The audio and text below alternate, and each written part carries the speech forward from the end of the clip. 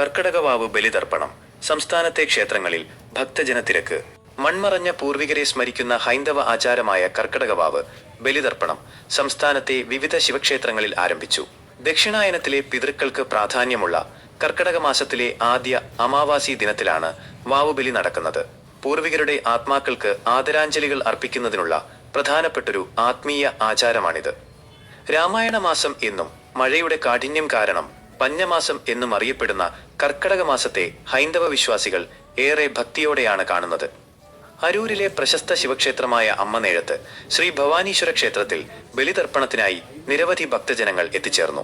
ഇന്നലെ വൈകിട്ട് 4 മണി മുതൽ ഇന്ന് വ്യാഴാഴ്ച രാവിലെ 10 മണി വരെയാണ് ആചാരപ്രകാരമുള്ള വാവുബലി സമയം.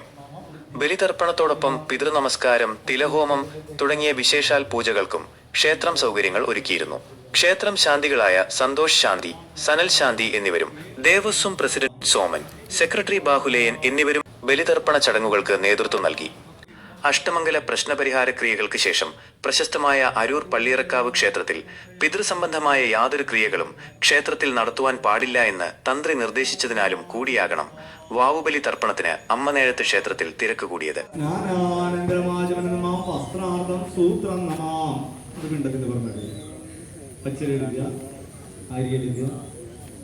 അലങ്കരണാർത്ഥം അക്ഷരനമാം എൻ്റെ പുറമെ കുടഞ്ഞിടുക, ചന്ദനമിടുക.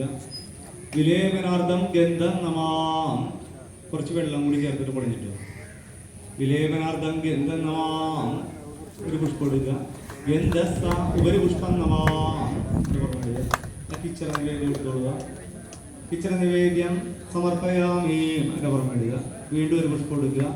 ആ ധൂപത്തിനും ദീപത്തിനും കർപ്പൂരത്തിനും കൂടി ഒഴിഞ്ഞതിന് ശേഷം പിണ്ടത്തിൻ്റെ പുറമെ ഇടുക.